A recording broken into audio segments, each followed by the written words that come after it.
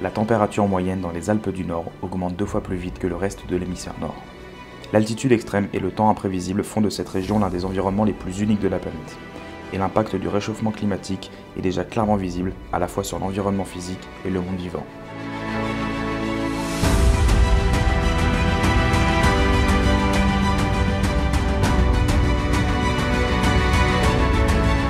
Salut, je suis Loris et je suis à Chamonix avec Case for Change pour voir les outils innovants que les chercheurs, en partenariat avec Orange, utilisent pour observer et comprendre les effets du changement climatique sur le Mont Blanc et ce que cela signifie pour le reste de la planète.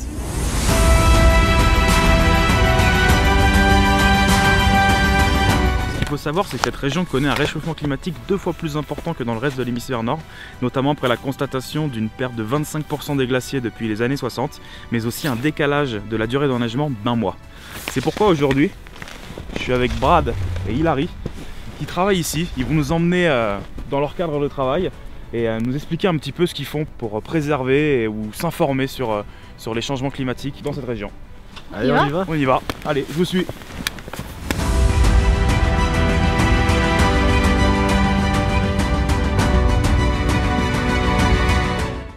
On va quand même pas se mentir, mais vous avez quand même un bureau de travail magnifique, non? Qu'est-ce qui vous a fait du coup venir ici au Mont Blanc?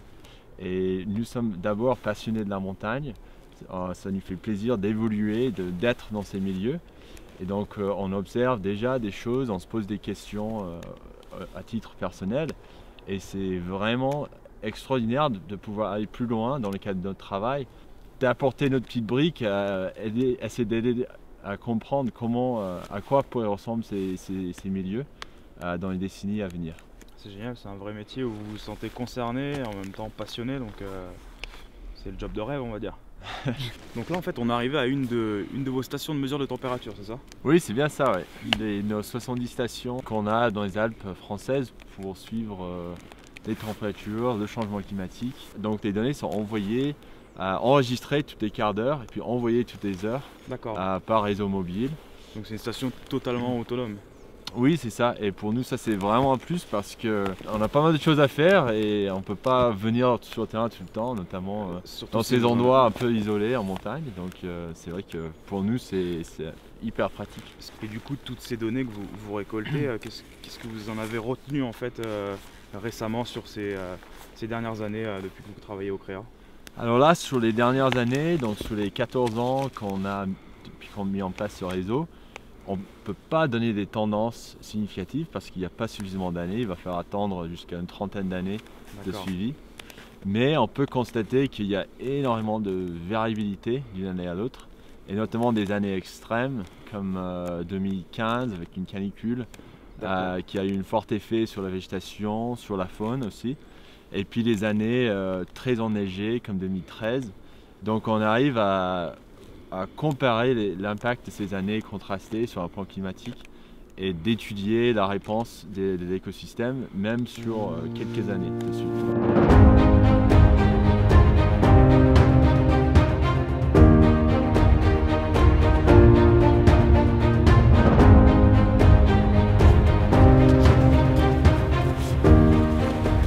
Ok, donc c'est donc ici votre deuxième bureau, le centre de recherche des écosystèmes d'altitude, c'est ça? Exactement. Si tu veux, on peut aller te faire visiter. Avec plaisir, on sera au chaud au moins, après cette balade.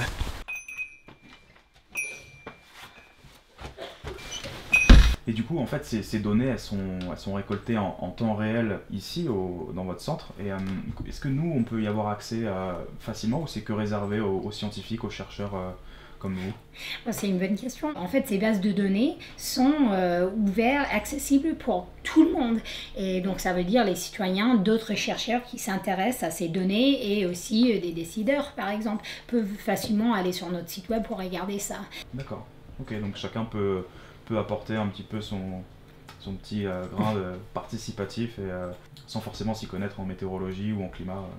Oui, l'objectif c'est d'impliquer les citoyens dans la démarche pour pouvoir en fin de compte collecter plus de données qu'on pourrait faire que nous-mêmes ou entre scientifiques. Et donc avec les randonneurs, avec les passionnés de la nature, on est capable de brancher cette main d'œuvre pour finalement avancer nos questions en écologie. Forêts, alpages, falaises, glaciers. L'écosystème de montagne abrite un grand nombre d'espèces animales et végétales.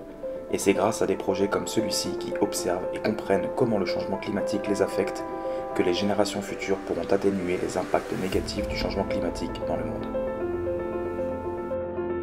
Les Alpes font partie du paysage mondial et je suis fasciné et respectueux par le dévouement que des chercheurs comme Hilary et Brad mettent à le protéger chaque jour.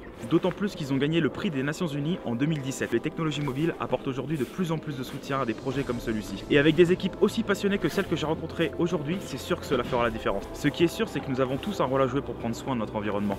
Et maintenant, la Case for Change se dirige au Pakistan. Elle va voyager à travers le monde et elle est remplie de tout ce qu'il faut pour raconter une histoire qui lie les technologies mobiles à un projet de développement durable. Et surtout, n'oubliez pas de vous abonner à la chaîne de Case for Change. A bientôt!